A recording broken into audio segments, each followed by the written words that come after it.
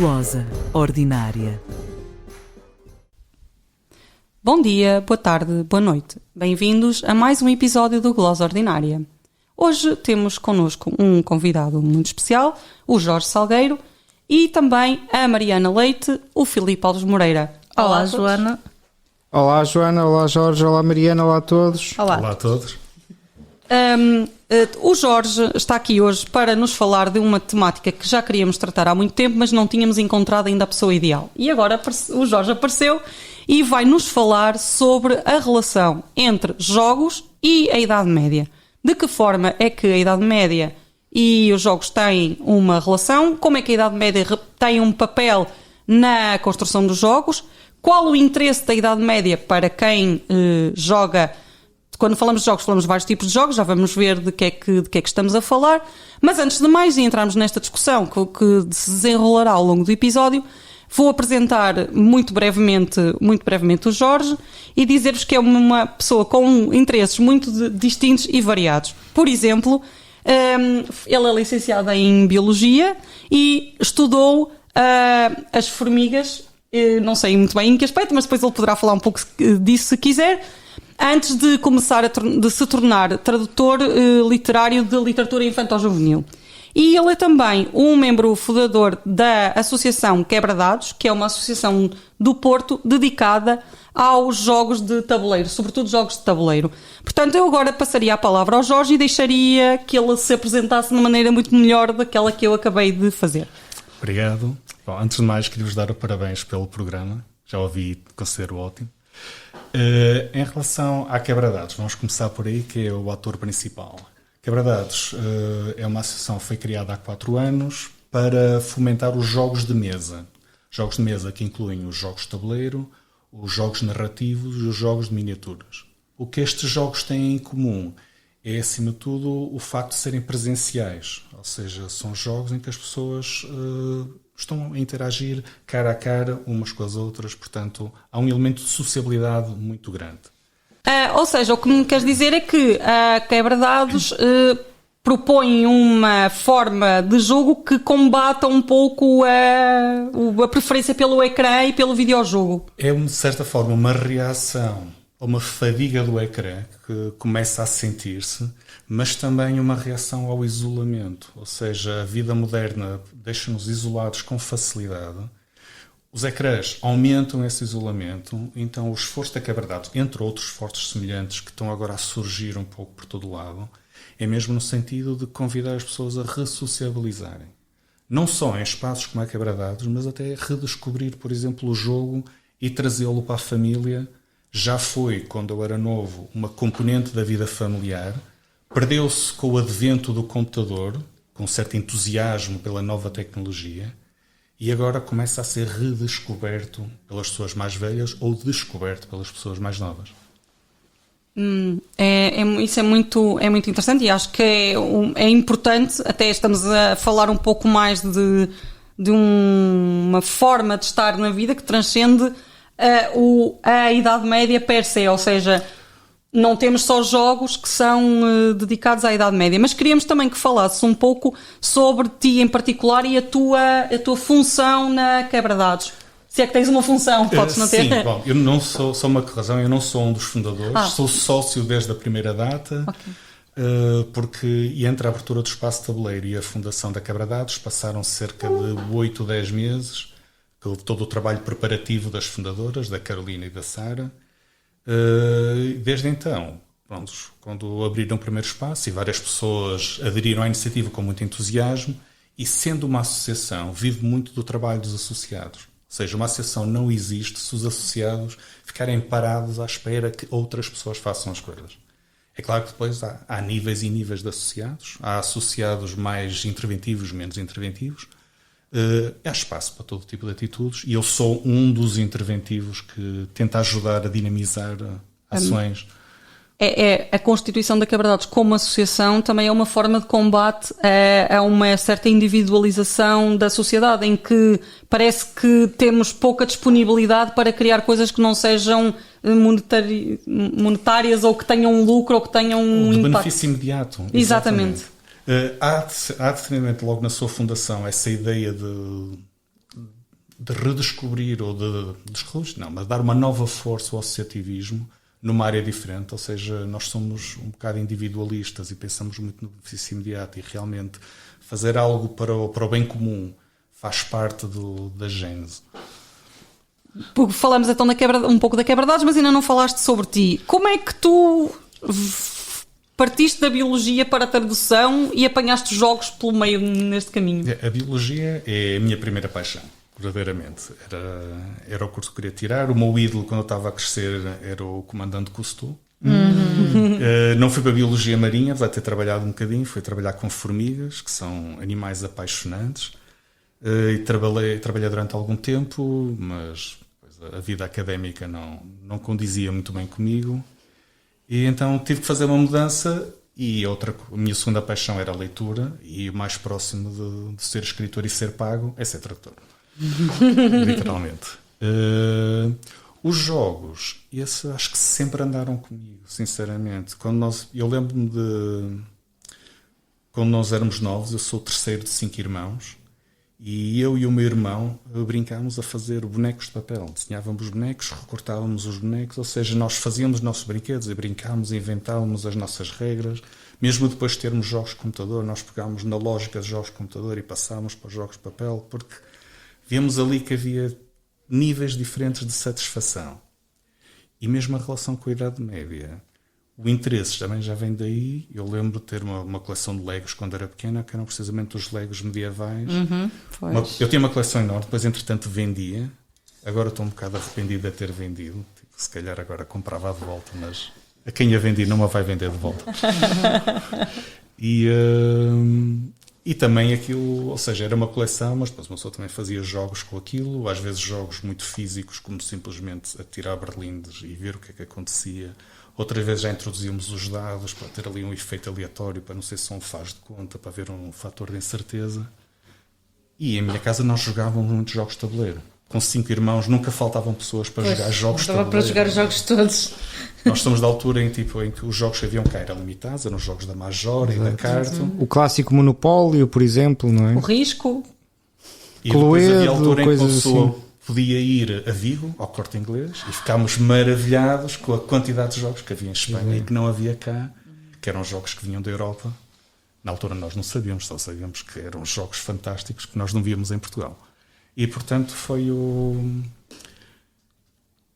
uma coisa natural. Não caminhei para aqui, mas quando a Quebra-dados surgiu, eu já na altura já jogava antes da Quebra-dados surgir, foi uma evolução natural. Ou seja, foi como encontrar a casa que nós andávamos à procura para as nossas atividades. É engraçado porque ia-te perguntar precisamente como é que te interessaste por jogos, mas acho que já deu para perceber que já vem quase do berço, não é? Porque em casa vocês jogavam muito também e inventavam os seus próprios jogos, que também é um aspecto interessante. E referiste também vários jogos, vários tipos de jogos. Há vários tipos de jogos, cartas, videojogos, tu falaste, mas que não são o foco da tua atenção, até porque tu e os teus irmãos reinventavam jogos para que deixassem, desvidificavam os jogos, não é? Na altura não era bem desvidificar, era simplesmente havia espaço para tudo. É uma das coisas que eu tenho saudades de ser criança, é a quantidade absurda de tempo que uma pessoa tinha. Sim. Uma pessoa tinha tempo para jogar com o computador e sem o computador. O dia dava para isso. Que tínhamos e que nos deixavam ter, não é? Eu acho que também é que deixavam-nos ter. Sim, sem entrar em saudosismos, de facto é uma questão que tem sido debatida e talvez possa parecer tangencial, mas talvez não seja assim tão tangencial quando se fala de jogos, que é o espaço para o ócio na infância também, porque a sobrecarga de atividades... O ócio na infância e na vida adulta. Claro. Exatamente. Porque o jogo em família não pode ser por só a criança a jogar. Os adultos devem jogar com as crianças. É essa a maior vantagem. Porque os jogos, nesse aspecto, são muito democráticos em termos etários. Dentro do jogo está toda a gente em pé de igualdade. Eu tenho um jogo que às vezes jogo lá em casa com a minha mãe e com a minha sobrinha. Eu nunca lhe consegui ganhar. Ela tem 14 anos, na altura, quando começamos ela tinha 12. Eu nunca lhe consegui ganhar naquele jogo. Ou seja, e isso é muito... altera de tal forma as dinâmicas dentro da família. Isso é extremamente saudável. É saudável ver aquele ponto onde são todos iguais. Agora que falaste isso, não vou resistir a partilhar um episódio pessoal. Uma das memórias mais antigas que eu tenho é com o meu bisavô, que eu ainda conhecia o meu bisavô, ele morreu quando eu tinha 4 anos e meio, portanto eu tenho uma imagem de um velhinho sentado à braseira, não é? Não havia aquecimento a não ser essa braseira típica das casas portuguesas, e eu jogava com ele ao burro. Então e ele deixava-me ganhar, porque eu era pequena e ele gostava de me ver contente, e eu, claro, ficava contente porque ganhava, e então eu achava que era o máximo porque conseguia ganhar a um senhor tão velhinho e tão antigo, não é? Mas pronto, depois descobri que aquilo era tudo mentira e ele me deixava ganhar. Mas sim, essa forma de uma criança com 4 anos estabelecer uma relação com um homem de 80 e muitos, que era a idade que tinha o meu bisavô, e sem sentir essa questão, não é? Sem sentir a idade. Exatamente. Sim, os jogos têm esse fator de criar vínculos até entre as pessoas. E experiências partilhadas. Sem dúvida. Até porque muitos deles, aliás, como tu referiste, né, que vocês eram 5 irmãos, portanto tinham sempre com quem jogar, e de facto é um problema para quem foi filho único, para quem é filho único, não é? Que se debateu com isso durante a infância, não é? Portanto, mas eu lembro, por exemplo, eu reunia muito com os meus colegas para jogar jogos de tabuleiro ou variantes. Eu lembro, sei lá, do quem é quem, coisas desse tipo, Monopólio, claro, reuníamos. Eu e alguns colegas e amigos da escola requisitávamos jogos na biblioteca infantil, que havia uma biblioteca infantil no Marquês, e o meu preferido para requisitar era o Cluedo. E o Cluedo. Sim, também tive muitas vezes. Portanto, já estamos aqui a começar a discussar. Não, mas eu acho que nos bateu aqui uma certa nostalgia, porque de facto era muito isto. Eu lembro com os meus pais também, mas com amigos nós íamos para a casa uns dos outros jogar estas coisas.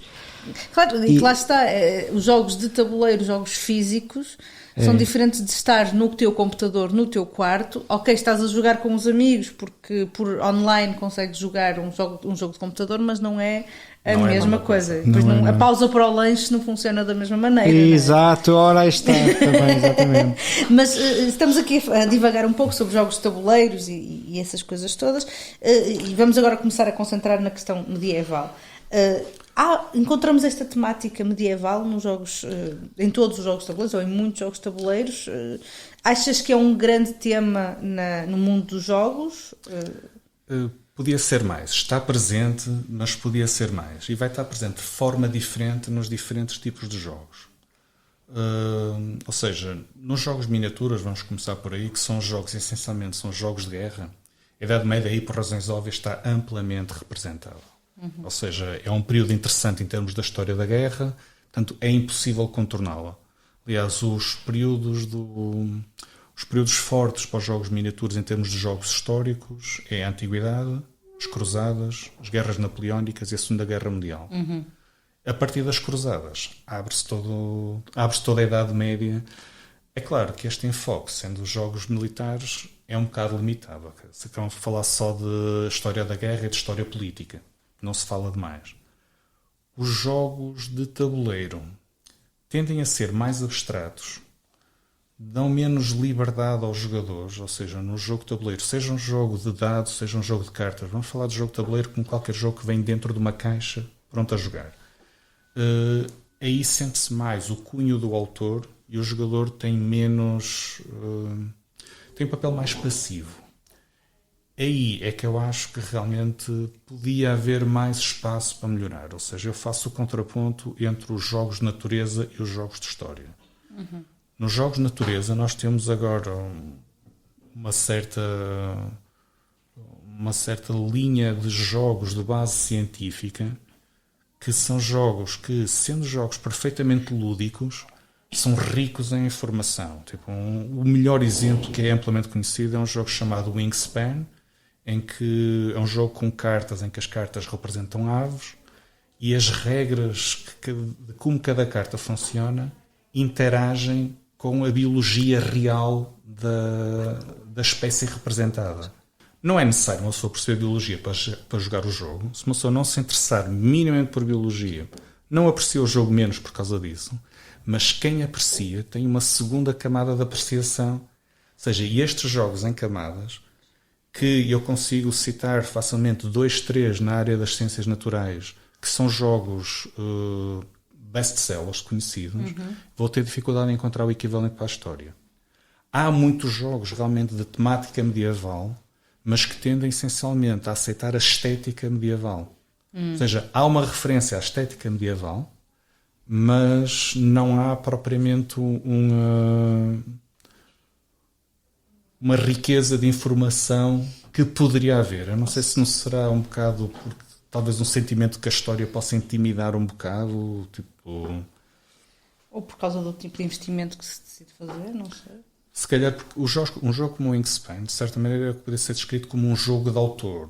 Ou seja, aquilo é tipo a brainchild de um criador específico que adora a natureza. Se calhar o que está a faltar é criadores que têm uma paixão pela história e digam, não, eu quero criar um jogo que faça para a história.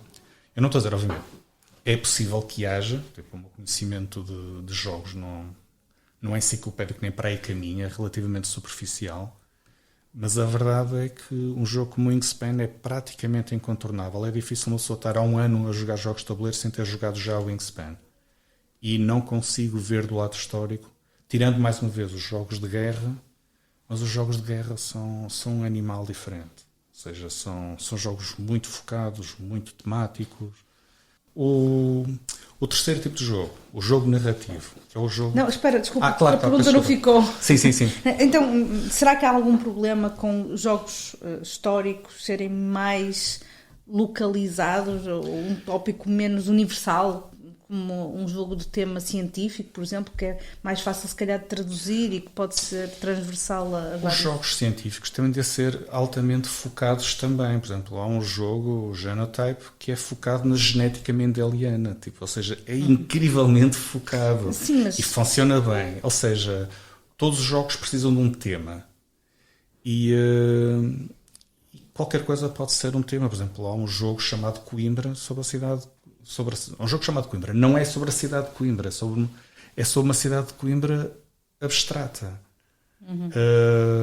Ou seja, eu acho que não tem a ver com os temas em si, tem a ver que em jogos como o Wingspan houve um segundo nível na criação do jogo, em que depois do jogo estar criado, houve ali um trabalho de densificação do conteúdo. E eu acho que isto ainda é uma coisa um bocadinho incipiente. Ou seja... Para a história ainda não... No geral, para os jogos, ainda é uma coisa que é um bocado incipiente. Ou seja, uma pessoa vai vendo aparecer aqui e ali, tipo... Isto pode passar um bocado da ação do indivíduo A, B ou C. Se calhar falta o indivíduo H que venha fazer isso pela história. Porque se formos olhar para a Revolução Industrial, meu Deus, a quantidade enorme de jogos que há à volta da Revolução Industrial. Ou seja, percebi bem o que tu estás a querer dizer. É que no que toca à história, a história nos jogos é uma espécie de patine passada de forma um pouco superficial, em que criamos um ambiente, mas não estratégias de jogo. Há uma... É isso, sim. Ou seja, há uma abordagem visual. Ou seja, temos um jogo, por exemplo, como o Architects of the West Kingdom, que tem uma estética medieval, é reconhecimento medieval, mas não é nenhum medieval específico, é uma espécie de medieval genérico que não é medieval de lado nenhum. Mas depois não é detalhe, ou seja, no jogo histórico normalmente há esta vontade de manter a coisa abstrata. Há sempre exceções, mas a tendência é um bocado essa, ou seja, é uma referência a uma Idade Média genérica, não diria bem uma Idade Média Hollywood, mas quase. Um bocado o que o Hollywood faz a Idade Média, que também não é uma Idade Média específica, é uma Idade Média que é baseada em alguns elementos, sobretudo centro-europeus. Sim. Não é? Ou alguns até que não são medievais, mas que são percepcionados pela cultura popular como medievais, não é? Exatamente. Ou então de fantasia, não é? Ou que é o tópico... Há no extremo oposto os jogos que são extremamente focados só sobre uma pessoa, têm o seu interesse, mas precisamente por serem tão focados, acaba por não estar a falar da Idade Média, estão a falar daquela pessoa. Por exemplo... Estás assim a pensar em algum? Sei lá, por exemplo, o Marco Polo, que já não é bem... Já estamos no limite, sim. Mas que tipo mas é curioso que tipo de... O Marco Polo será de que tipo de jogo? De percurso, estratégia, de que tipo de... É um jogo de viagem, ou seja... Os jogadores são mercadores e estão a tentar conseguir fazer os percursos mais lucrativos. Mas é um jogo muito engraçado, esteticamente é muito apelativo, mas também ganhava se tivesse havido o tal esforço extra. Eu acho que aqui a questão é mesmo que não é explicar que é que isto não existe nos jogos medievais, é perceber que este esforço extra é ainda raro. Ou seja, é uma coisa que se calhar devia ser mais estudada, mais divulgada e mais fomentada. Para as pessoas perceberem que com um esforço adicional tem exatamente o mesmo jogo. Com mais camadas, não é? Exatamente. Para o jogador comum é um bocado como as camadas na animação, que tens as piadas para as crianças e tens as piadas para os adultos, e as piadas dos adultos as crianças nem sequer as ouvem porque não estão lá. E é um bocado essa ideia de fazer o jogo em camadas vai permitir que diferentes jogadores tirem coisas diferentes do jogo. Mas isso representa um esforço extra que possivelmente muitos criadores não estão dispostos a fazer ou não estão interessados. Bom, e aprofundando um pouco, retomando algumas das coisas que já foram ditas, também muitas vezes há, digamos, nas pessoas em geral, no senso comum, ou melhor, talvez na cultura popular, o que é que isso seja, há muitas vezes uma espécie de associação entre a Idade Média e a fantasia, como se falar de Idade Média implicasse necessariamente tratar de aspectos fantásticos, ou como se a Idade Média fosse quase que por excelência o período histórico equivalente dos dragões exato, esse tipo e de das coisas. fadas. Na cultura popular a Idade Média é muito sinónimo de fantasia. Como é que vês essa ligação e como é que no mundo dos jogos se vê também ou não e como? Nos jogos isso é especialmente visível porque a Idade Média é o default da fantasia. Ou seja, se eu só falo em fantasia, tipo que se chama Sword and Sorcery, o padrão default vai ser a Idade Média, apesar de haver nenhuma razão que o faça. Ou seja, qualquer cultura pré-industrial é receptiva a ter um ambiente Sword and Sorcery. E então o que acontece é um fenómeno estranho em que os jogadores começam a apelar ao que seria lógico em termos medieval, muitas vezes, umas vezes com, outras vezes sem fundamento, para justificar o que é que acontece em fantasia. E isso denota uma identificação entre as duas coisas. Ou seja, então, é por isso que depois uma pessoa encontra pessoas que acham que a Guerra dos Tronos é muito realista. A Guerra dos Tronos é muito realista porque está a ser comparado com o Senhor dos Anéis, ou está a ser comparado com o Warhammer, ou está a ser comparado com Dungeons and Dragons. Excalibur, etc. Excalibur era praticamente histórico. Ou seja, porque a magia é muito soft ali, tipo, ou seja, comparado... O High Fantasy. Ou seja, o High Fantasy, ou alguns... O Warhammer, aquilo nem sequer podia considerar que o ambiente é medieval. Aquilo é passado no inferno medieval, tipo, não na terra medieval, ou seja... A fantasia na área dos jogos às vezes, é explorada em tantas direções que qualquer fantasia suave, como Guerra dos Tronos, e mesmo como o filme Excalibur, a muitas das pessoas que convivem com a fantasia vai parecer realista. Porque também não há muitas representações do que a Idade Média era. Ou seja, há sempre este enfoque no conflito, tipo no horror, tipo Exato, ou seja, falar em Idade Média, digamos, na tal cultura popular é falar ou de um tempo bárbaro, atrasado, isso é medieval, ou então essa tal fantasia, não é? A Idade Média está ali entalada entre a fantasia e o horror. É um bocado... E depois, no terceiro tipo de jogos, que eu esqueci de falar há bocado, que são os jogos narrativos. São jogos que têm uma liberdade total. Eu ia perguntar por causa do Dungeons and Dragons. Exatamente. Dungeons and Dragons é um jogo de fantasia pura. Temos... Dungeons and Dragons. Temos 4 classes diferentes de feiticeiros e uma coisa assim.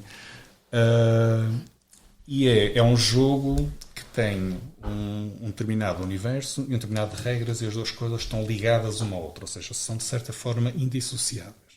A pessoa pode tirá-las, mas é um bocado como tentar tirar o cérebro de uma pessoa e esperar que ele continue a funcionar. Não funciona bem. Há outros sistemas que não fazem essa ligação tão forte, onde as regras são uma entidade autónoma e depois os universos aparecem ligados às regras. Aí havia muito mais liberdade para as pessoas, se quisessem, fazerem fazerem jogos narrativos históricos. Eu cheguei a fazer alguns na Quebra-Dados e funcionam bastante bem. O que acontece é que eu acho que a maior parte dos jogadores, e acima de tudo a maior parte dos mestres que estão a orientar as sessões, essa ideia nem sequer lhes ocorre, porque o material que está feito é essencialmente fantasia, ou então, se for ficção científica, temos o material distópico. Acho que às vezes também há aqui um bocado de falta de algum trabalho por trás, tipo de tentar fazer o material para que seja mais fácil aos mestres dizerem, bem, hoje vou fazer um jogo medieval. Porquê? Porque tem aqui este livro de referência que me diz o que eu preciso saber para ter uma sessão que parece ambientar-se no mundo medieval. Porque para Dungeons & Dragons eles têm isso, ou se quiserem fazer para o Avatar, ou para mil e uma coisa, ou seja, todo um conjunto de franchises que têm um orçamento considerável por trás, recebem bastante. Basta ver, por exemplo, se eu quiser fazer uma coisa sobre a Idade Média inglesa, possivelmente encontro com muita facilidade material. Mas se quiser fazer sobre a Idade Média portuguesa, vou ter que inventar muito. Pois, muito mesmo. Inventar quer dizer, não é quem esteja a investir nisso, não é? Há aqui também uma questão Há uma questão de cultura dos jogos, ou seja, nós aqui em Portugal também estamos um bocado com um certo handicap, porque nós não temos a história da indústria dos jogos como tem a Inglaterra, como tem os Estados Unidos, como tem a Alemanha. E, portanto, naturalmente também não temos essa criação de recursos, mas para certos sistemas já começa a aparecer. Eu estou a lembrar de um sistema, o sistema Mitras, que lança vários livros, eles chamam-lhe o Roma Mítica, ou Babilónia Mítica, ou seja, que são jogos que têm uma componente histórica e depois têm a componente mítica com aconselho para o mestre de como é que pode usar aquilo. Pode usar aquela magia como se fosse magia real, pode usar aquela magia como se fosse mera sugestão, ou seja, isto não é real, mas as pessoas da altura acreditavam que era, portanto, funciona como tal. Ou podemos excluir completamente e dizer, não, vamos fazer uma sessão com os pés assentes na terra. Ou seja, historicamente mais sólida, não é? Sim. E não tão fantástica. Sim. Então, ainda na sequência, acho que esta é uma questão, como tu também salientaste, muito importante, a questão não só da fantasia e da relação da fantasia com a Idade Média, ou como distinguir ambas, mas também a relação da autenticidade ou a importância da autenticidade num jogo. A nossa próxima pergunta seria como é que a Idade Média serve essa questão, esse propósito de garantir uma autenticidade, se a autenticidade é uma questão importante ou desejável, e que características tu achas que deve ter um bom jogo, e depois acrescentaria medieval. Sim, antes de mais, um bom jogo, vou começar por aí, um bom jogo deve ser acima de tudo divertido. É essa a função principal de um jogo. Ou seja, se o jogo for divertido, não prende a atenção das pessoas, todo o resto que uma pessoa queira fazer, perde-se. A questão da autenticidade prende-se um bocado com a questão da superficialidade. Quando a presença medieval é, acima de tudo, uma capa de design, uma capa de arte, em termos informativos, fica limitado. É claro que é assim. Eu consigo ver exatamente obras em que o designer se vai estudar uma catedral específica e a representa. Há jogos que tentam replicar a estética das iluminuras. Portanto, em termos da estética medieval, dando o desconto ou percebendo que é a interpretação de um artista moderno, sim, esse nível existe. É difícil haver um aprofundar maior, porque realmente não há... Eu vou ter problemas depois, mais tarde, quando as pessoas lá da Quebra-Dados ouvirem isto, não há esta necessidade propriamente de aprofundar. E eu acho que até diria-se, talvez pelo facto da estética medieval da ilustração já ser em si tão satisfatória, e as pessoas sentem que... Não é preciso... Ou seja, está feito. Estás a falar de jogos em que, por exemplo, aquela personagem ser uma princesa medieval ou ser uma princesa no hiperespaço é a mesma coisa, porque no fundo podemos substituir as personagens e as consequências das suas ações seriam as mesmas. Portanto, ou seja, aquela personagem ser medieval poder ser noutra época qualquer que é... Para o jogador puro, isso é um facto. Ou seja, o jogador puro tem a clara noção de que uma coisa é só o jogo, outra coisa é a ilustração e a capa narrativa que se põe por cima. Inclusive, há marcas de jogos em que o jogo tem uma apresentação geométrica. Jogos de lógica pura. Os outros jogos, quem está habituado a jogar, consegue perceber que o jogo foi feito como um jogo de lógica e depois por cima pôs-se uma capazinha que claramente pode ser da antiguidade, pode ser do espaço, pode ser de jardinagem. Ou seja, um dos meus jogos preferidos, que é o Forte, que é acerca de miúdos fazerem fortes no quintal das suas casas. É uma reinvenção de um jogo, se não me engano, com legiões romanas. O jogo é exatamente igual, só alteraram o aspecto exterior, e o jogador do jogo de tabuleiro tem essa noção que realmente o tema e a mecânica são duas coisas distintas. Mas, mais uma vez, nos jogos que têm essa maior densidade, também se nota que a relação entre o tema e a mecânica já não é tão independente. Porque há uma vontade deliberada do criador do jogo que as mecânicas reflitam a informação que está a tentar ser transmitida. Também pode estar aqui, nós vamos andar assim à volta neste tema, também pode explicar um bocado porque é que certos jogos históricos não têm esse nível de profundidade, porque foram concebidos como jogos abstratos e a história entrou a posteriori como uma capa. Ok. Ou seja, uma patina de história para... Patina, no seu termo correto, é a embalagem.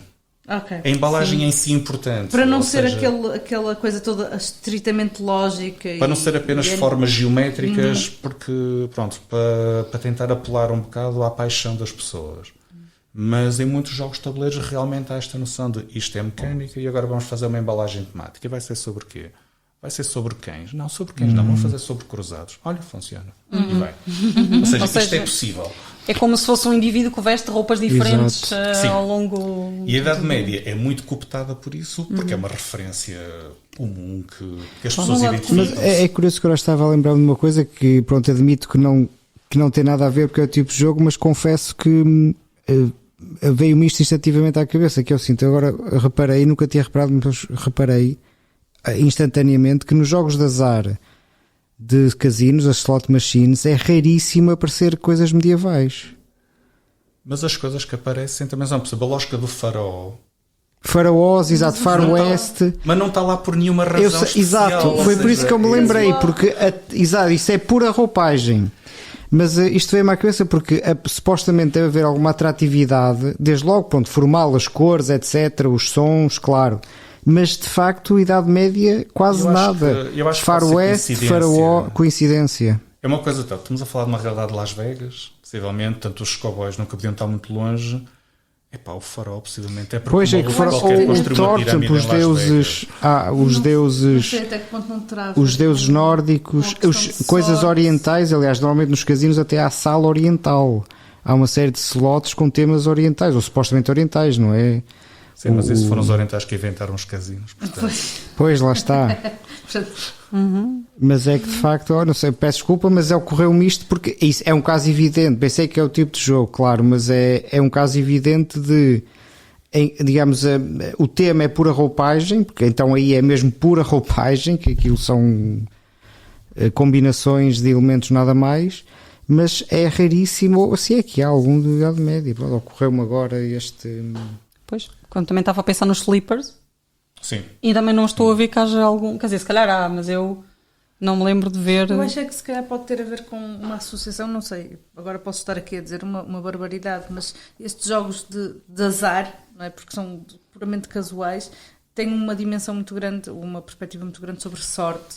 Então acho que com a questão do Egito... talvez possa ter a ver alguma coisa com a ideia da sorte, os caravelhos da sorte, superstições, eu acho que a etc. parte do Egito é porque alguém construiu uma esfinge em Las Vegas, sinceramente. Pois. E eu acho que é mais por aí, depois a coisa ganham raízes. Também aquilo é Isso, deserto, e faz acho que o sentido. dourado, a ideia do dourado, Sim, da sim. riqueza, Sim. dessa Não, isso das associação, cores é evidente. não é? Os vermelhos, não, Velhos. isso aí do ponto de vista das cores é claro. Mas Agora é o porque alguém tema em si. nunca visitou pelo menos a São de Chapéu, não é? Porque para cores e dourados. Mas eu não sei se fazer uma ligação na igreja, não sei se não ia deitar um balde de água fria Sim. naqueles jogadores todos.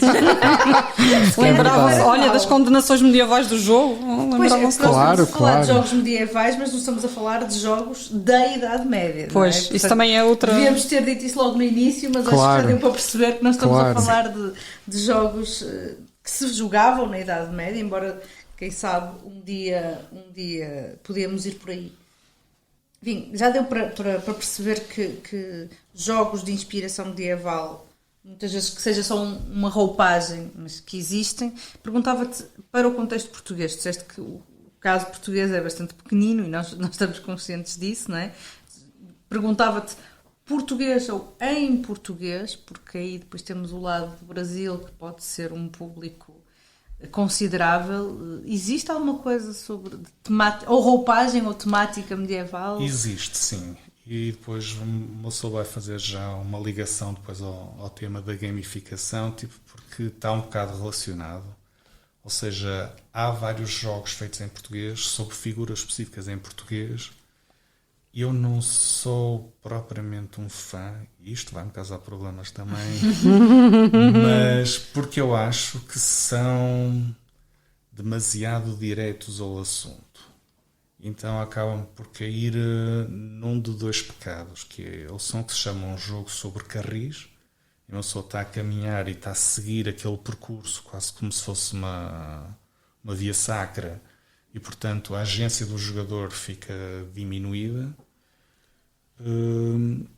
ou então são didáticos e Didáticos ou moralistas?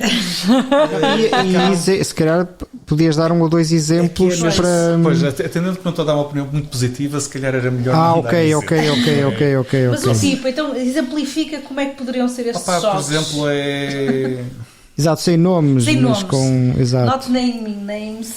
Ou seja, eu estava a dar um exemplo paralelo, quando uma pessoa era nova e via aqueles desenhos animados muito moralistas, muito didáticos, e uma pessoa sentia que se nos estavam a ensinar alguma coisa, uma pessoa começava a perder o interesse. E há alguns jogos tipo que uma pessoa diz, pronto, tudo bem, estamos a perceber, ou seja, é este episódio da história de Portugal, mas é suposto eu recriar o que a personagem histórica fez.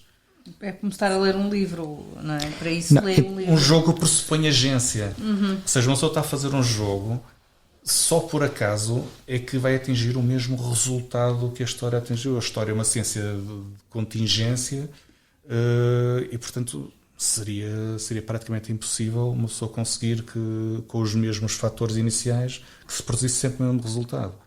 É interessante porque do ponto de vista medieval, um jogo onde já está tudo determinado pela providência divina faria todo o sentido, ou seja...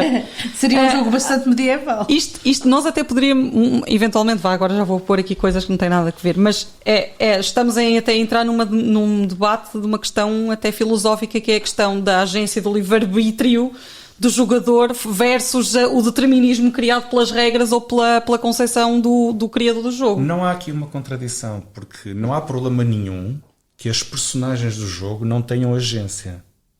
O jogador é que deve ter agência. O jogador não faz parte do mundo medieval. Porque o jogador é que é o Deus nesta... Neste caso da providência divina, o jogador faria o papel de Deus. Como jogadora antiquérrima, há mais de 20 anos de Sims, eu sei o que é ser Deus e os resultados serem completamente diferentes daquilo que nos apetece fazer, não é? Eu estava a pensar, ou seja, um bom jogo, neste caso um jogo que é agradável e que seja medieval ou não medieval, é aquele em que o jogador consegue realmente ter liberdade para ter uma parte de criação. A pessoa deve sentir que o resultado final depende das suas decisões. Claro. E não que o jogo está apenas a conduzi-las para... Eu, como jogadora de RPGs, ex-jogadora, agora não tenho tempo para essas vidas, mas sim, percebo perfeitamente, era o que eu gostava nos RPGs, a ver margem para criar e para crescer. Mas quantos não tinham carris? E uma pessoa sentia que estavam-nos a empurrar naquela direção. Depois podemos falar disso. Exatamente, eu quero ir para aquele caminho. Não, a maneira como aquelas árvores estão desenhadas mostra claramente que não é. Pois, exato. Sinais pouco subtis, não é? Mas falaste assim de alguns... Agora eu fiquei na dúvida, não há assim alguma coisa, algum jogo positivo, algum... Eu tenho que fazer a ressalva, pronto, que eu também não conheço assim tantos jogos, ou seja, não estou a dizer que sejam jogos maus, mas também não são jogos que eu ponha na minha lista de eu quero mesmo por jogar prazer vou jogar este jogo. Okay, então estamos claramente com uma lacuna nisto. Enquanto jogador e apreciador dos jogos, dirias que há uma lacuna nisto? Eu acho que é um setor que ainda está a amadurecer, essa é a minha opinião, portanto acho que estamos a fazer o caminho. Falta também um público educado que peça essa demanda, educado entre aspas, educado, ou seja, que queira esse tipo de jogos também menos sinalizados, não é? Menos ou não. Agora, isso seria uma pergunta mais interessante para ter uma editora, ou seja, sou apenas um jogador, mas talvez um bocadinho mais de internacionalização ajudasse aqui nesse aspecto, porque um bom jogo sobre um tema da história de Portugal deve interessar a um não português. Se só interessa a um português, então é porque não é pelo jogo que a pessoa está interessada, é pelo tema da história. Exato. Muito interessante isso. Ou seja, e é porque uma pessoa tenha... Por exemplo, há um jogo, não é medieval, um jogo John Company, que é um jogo acerca da Companhia das Índias. John Company era o pejorativo que se dava às pessoas que iam para a Índia enriquecer. E é um jogo politicamente muito provocante, porque basicamente uma pessoa está no jogo, uma pessoa está a tentar espoliar o subcontinente indiano o mais rápido que pode para tentar construir a sua mansão na velha Inglaterra. E o jogo é feito mesmo com o objetivo de fazer as pessoas questionarem o que é que foi o colonialismo. Claro, ou seja, claro. Então, se calhar... E é um jogo popular no mundo inteiro, não é só no mundo de língua inglesa. Claro, então lá está, se calhar há dois fatores. Por um lado, a internacionalização e contraste, ou tentar criar jogos que sejam universalmente apelativos, mas se calhar também... E talvez uma quase meia-culpa de quem trabalha nestes temas adentrar um pouquinho mais, ou então se calhar as editoras de jogos contactarem mais vezes medievalistas. Vai pelos dois lados, porque também há trabalho de produção que se pode fazer. Por exemplo, eu vou saltar agora para os jogos de miniaturas, que, por exemplo, se eu quiser saber, por exemplo, a heráldica da Guerra das Rosas, vou ter dificuldade em escolher que livro é que vou comprar para me basear. Mas, no entanto, se eu quiser saber a heráldica portuguesa para o período da primeira dinastia... Não há. Mas é que mesmo para os especialistas é difícil. Claro, depois também essa lacuna mesmo da vulgarização, da sistematização. Também é essa questão, obviamente. Ou seja, mas há todo um outro conjunto. Por exemplo, se eu quiser saber quem é quem da Guerra das Rosas, mais uma vez consigo com facilidade. Ou seja, aqui... Falta em Portugal a cultura da sistematização, acho eu, e da vulgarização no bom sentido. Um pouco de publicação para o grande público. Exato, vulgarização no bom sentido. Muito, falta muito. O objetivo deste podcast começou por ser também. Falta muito. Esse é um dos nossos objetivos, de facto. E há uma contradição, porque teoricamente isso é muito importante, até nas avaliações, etc. Tem que abrir à sociedade, mas depois na prática... O que se faz é muito pouco ou é desvalorizado. Até porque, por exemplo, voltamos por exemplo, à questão da heráldica, porque nos jogos de miniaturas, que é fazer os jogos e pintar as miniaturas, nós pintamos as nossas próprias miniaturas e nós ficamos mesmo apaixonados por isso. Se não tiver uma pessoa... Pois nós somos aficionados de história e entendemos como a história funciona, entendemos que há lacunas que não dá para saber, mas se uma pessoa tiver um livro de heráldica que cobre até ao século XVI, seja o que for, tipo, mas... Uma pessoa depois sabe tapar os buracos e dizer, ok, tudo bem, não há, para esta família não é heráldica, mas os descendentes deles eram assim e nós vamos tentar colar isto, ou isto é mais ou menos na mesma região, e depois pões uma nota, ok, nós sabemos que isto é anacrónico, mas foi o melhor que se fez. Tipo, eu uma vez, para representar as famílias do Ribadouro num jogo, não encontrava nada do Ribadouro, mas encontrei o brasão de Alvarinho, que era um ramo lateral, e eu disse, pronto, é perto que chego. Exato, o que eu queria era exato. Tipo, ou seja, e às vezes isso ou mais informação acerca de como é que as pessoas se vestiam, qual era o aspecto da arquitetura. Tudo isso são coisas que podem ser feitas de modo próprio, que são interessantes tanto para grande público como depois para este nicho do hobby.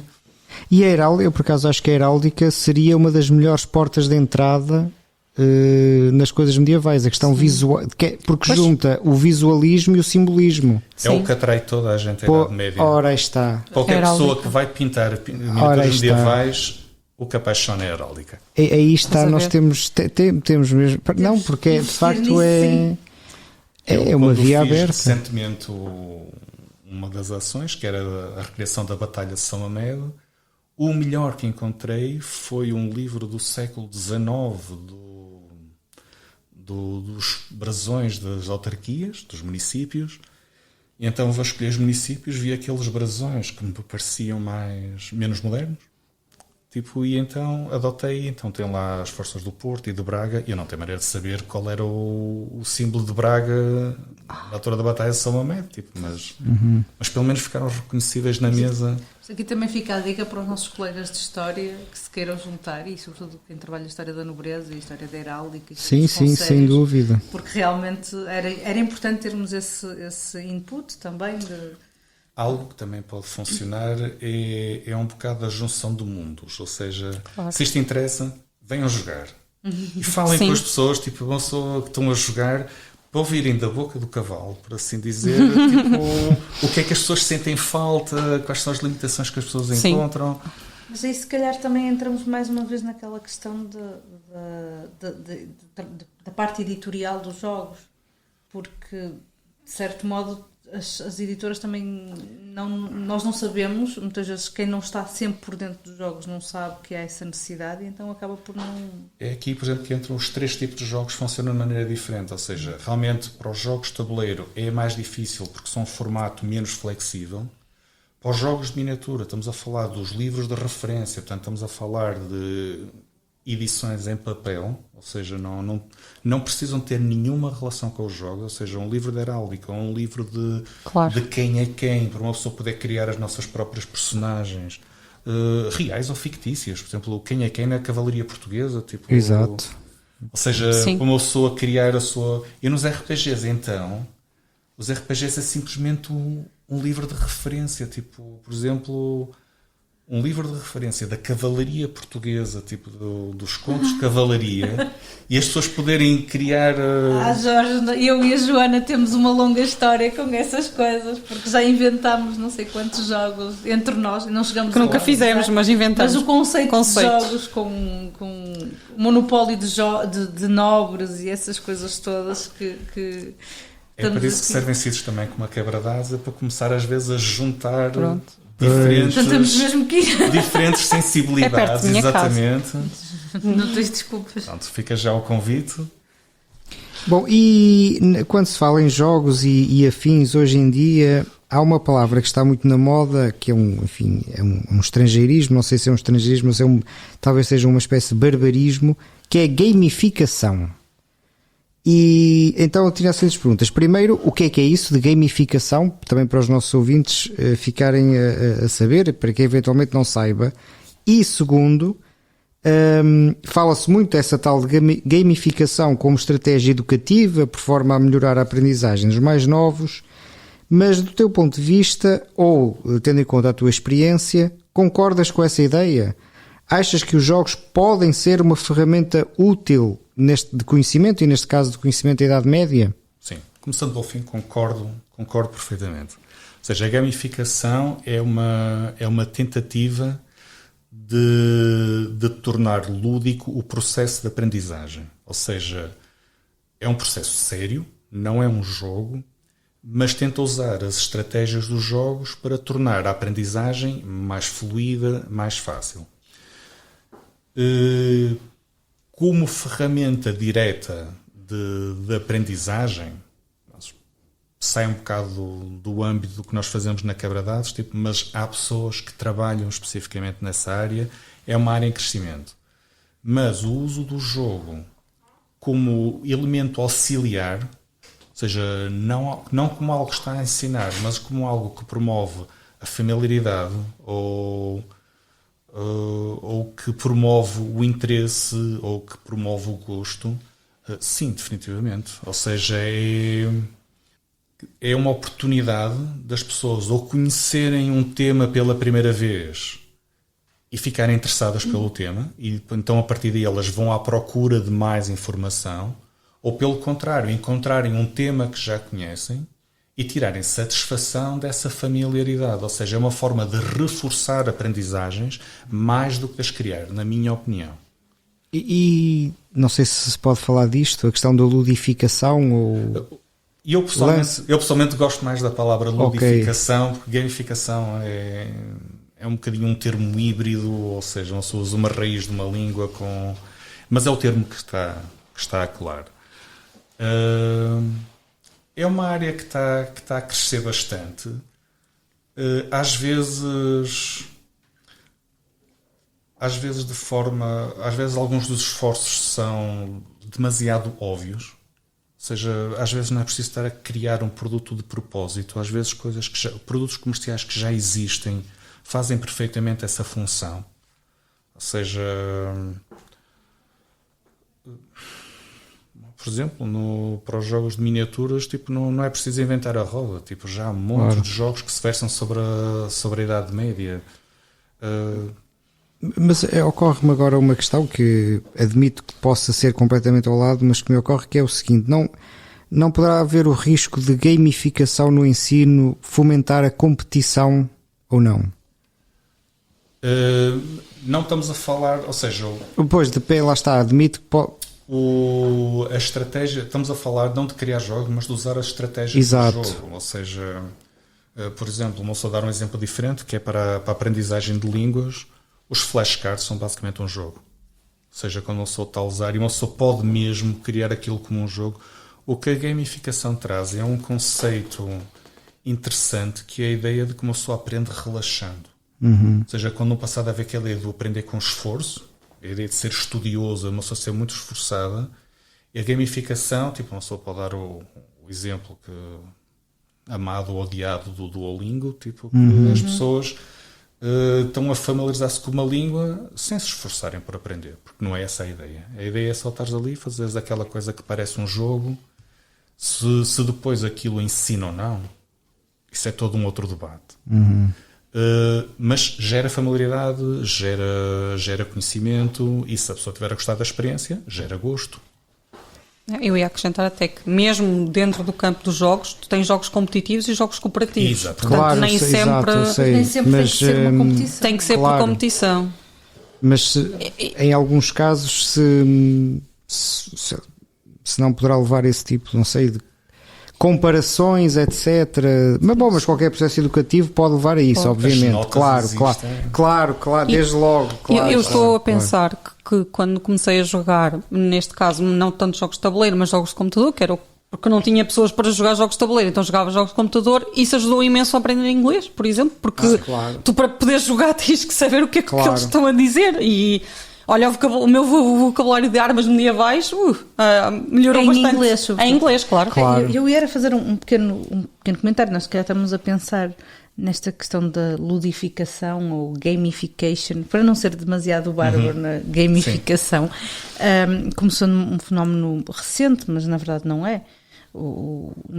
Se nós pensarmos, eu gosto de pensar no jogo que a nossa colega Celeste do João de Barros, não é? Que é um jogo sobre as virtudes morais, é um jogo sobre a ética, mas é um jogo do século XVI, e a ideia é ensinar jogando precisamente com um jogo. Eu julgo que essa é a gênese de todos os jogos, sinceramente. Uma só vê o velho jogo da glória, tipo... O jogo da glória claramente tem uma mensagem acerca do percurso da retidão. Portanto, o jogo começou por ser também uma ferramenta de moralização ou de transmissão de valores, melhor dizendo. O jogo de tabuleiro eu julgo que sim. Ou seja, julgo que desempenha um papel semelhante ao do conto. Ou seja, isso é muito interessante. Sim, depois podes-me corrigir-me se eu disser uma asneira. Isso é muito diferente dos jogos de azar, porque nos jogos de desse, como tu falaste, do conto ou dos jogos não é narrativos, jogos morais ou com esse pendor ético, há um percurso. Tu começas num ponto e chegas a outro ponto. Nos jogos de azar, nem tanto. Isso não é assim tão claro. Aliás, depois só fazer este comentário, falando mesmo agora do período medieval, da condenação que há, por exemplo, dos jogos de azar, dos dados, do jogo dos dados e da... É mais dos dados, certo? Sim, é mais... Porque o xadrez nunca é... Embora é curioso, porque, por exemplo, uma das condenações, agora estou aqui a pensar assim, de repente, nas partidas do Afonso X, em que ele condena esse tipo de jogos de azar, mas depois ele também tem o jogo das tábuas e dos dados, não é? Portanto, mas as tábuas não... Quer dizer, há um azar, ou seja... Há um tipo de jogo de azar. Uma coisa é roleta de casino e outra coisa é um jogo em que é preciso calcular probabilidades. E eu acho que essa sensação moral está ligada ao facto da aposta. Ou seja, que por um lado, é um malefício social de pessoas que perdiam o seu dinheiro todo a apostar e depois faziam o reverso, que era dinheiro mal ganho. Depois perdia-se e agora perde-se outra vez porque nós esquecemos da lição e deixamos o jogo entrar outra vez. Sim, o xadrez não é abrangido por esse... É um desporto. Sim, e é... Tu não te ocorre, não sei porquê, mas tu pensa assim, imagina fazer apostas... Porque a primeira aposta que se fez com xadrez correu tão mal que nunca mais ninguém fez. Pois. Porque o homem que fez a aposta perdeu a cabeça por ser demasiado esperto. Portanto... Bem, agora voltando aí, e nós dispersamos, mas também tem aquela outra expressão positiva que acontece muitas vezes aqui no Glosa, mas realmente nós estávamos a falar de jogos de temática medieval e não de jogos medievais, né? Mas claro que o xadrez é incontornável como um jogo medieval, adotado de tal maneira pela Idade Média que não podemos dizer que não seja um jogo medieval, não é? Mas tem uma dimensão, por estranho possa parecer, também há uma dimensão, vamos dizer, didática, pedagógica, porque o tipo de estratégia que é preciso usar para o xadrez é uma forma de aprendizagem de várias outras ferramentas de, eu acho que o xadrez, conhecimento. Mais do que isso, é um jogo que ensina disciplina mental e poder ser apreciado por isso. Ou seja, por essa ideia de que uma pessoa que é capaz de jogar xadrez tem capacidade de se concentrar, tem capacidade de ver para lá do imediato.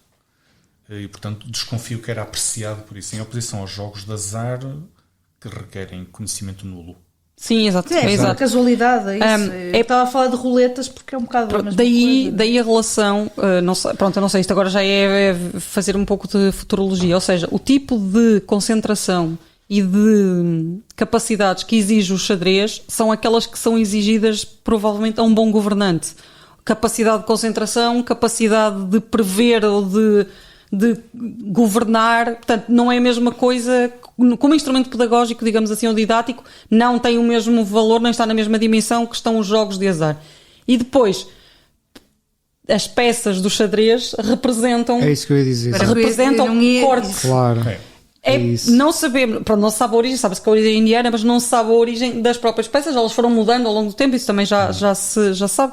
Mas há aqui uma relação clara entre as virtudes, já agora para usar uma palavra medieval, que são exigidas ao jogador de xadrez e as virtudes que são exigidas ao governante ou ao político ou até ao general. Exatamente, a capacidade de ver o grande plano, de ver a grande imagem. E não comentamos, mas evidentemente a lógica era uma das grandes disciplinas, não é? Para a medieval, para a Idade Média, o interesse pela lógica. Na universidade...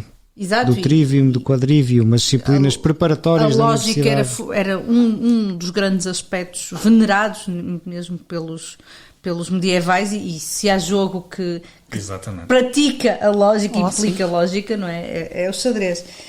Sim, estamos quase a chegar à reta final deste muitíssimo interessante episódio e agora vamos entrar naquele nosso registro um pouco mais ligeiro e vamos perguntar ao Jorge o seguinte: então, se tivesses de ir para uma ilha deserta ou acabasses numa ilha deserta, que jogo, ou dois jogos que somos generosos, levarias contigo e porquê? Não há um problema, uma ilha deserta sozinho para jogar jogos. Há vários jogos. Pois, também é, exato. Não, pronto, não é uma boa metáfora. Entendo a ilha deserta como uma metáfora para obrigar a decisões difíceis. E eu tive logo a ideia de, precisamente se ficar lá muito tempo, levo o Cartographers, que é um jogo de desenho que se pode jogar sozinho.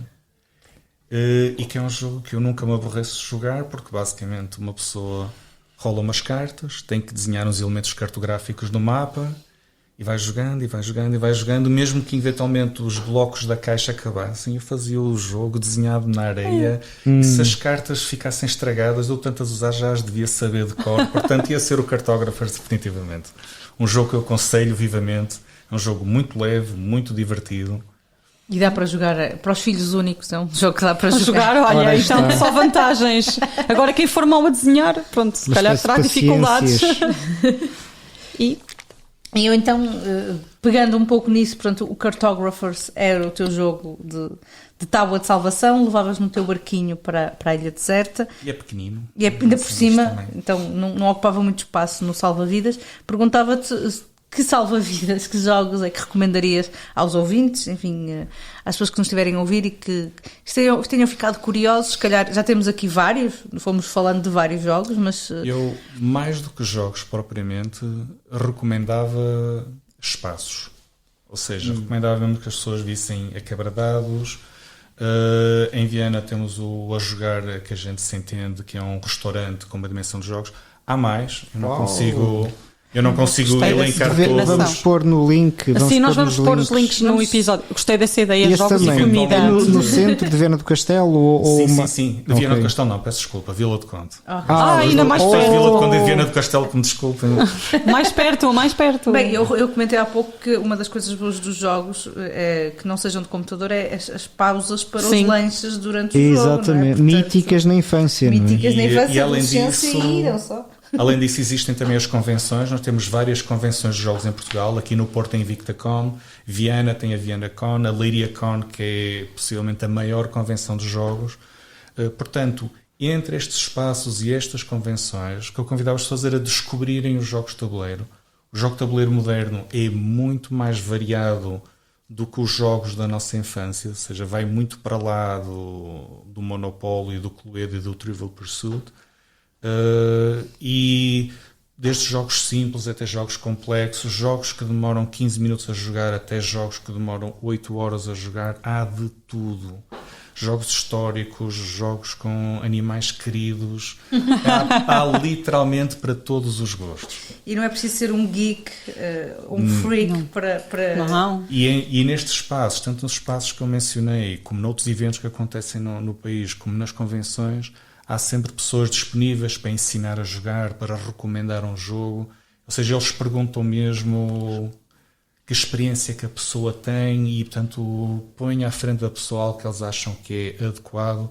Há neste momento um grupo já muito numeroso de aficionados de jogos que têm muito gosto em acolher novos jogadores. E é só uma pequena pergunta, até mesmo para as pessoas que nos estejam a ouvir.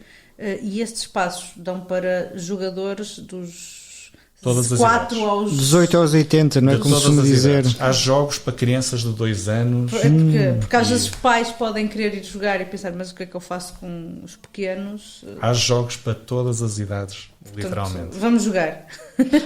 Jogos que não posso deixar, eu como não tenho filhos, o mundo das crianças é um pouco esquecido. Jogos para crianças de 2 anos serão mais, sobretudo, visuais, não é? Imagino. Os jogos são... é muito engraçado. A Quebra-Dados faz umas sessões mensais de jogos para crianças e que prende-se precisamente com as competências diferentes que as crianças estão a aprender. Ou seja, algumas competências são simplesmente esperar pela sua vez. Lá está, a Incrível. ludificação é Incrível. importante para coisas, competências básicas. Exatamente. Outras, Muito por bem. exemplo, introduziu o conceito de dados, mas os dados não têm pintas, não têm números, têm cores. Então, Ok. se uma pessoa só vais à casa amarela, se há face amarela, uma pessoa avança para a casa amarela. Não envolve contar. Ou seja, isso introduz a ideia do dado, introduz a ideia da sorte. Há todo um conjunto de jogos didáticos para... E há pessoas especializadas nessa área que têm realmente... Só precisam de um bocadinho mais de espaço para passar essa mensagem. Estamos então a chegar ao fim deste jogo ou desta Deste conversa muito agradável e fazendo aquilo de que estivemos a falar, aproveitando a presença da Mariana, do Filipe, do Jorge, a quem a gente agradece imenso, vamos lanchar. E portanto, bom dia, boa tarde, boa noite. Foi mais um episódio da Extraordinária. Muito obrigada por nos terem ouvido. Até à próxima. Despedimos-nos com amizade. Boa tarde.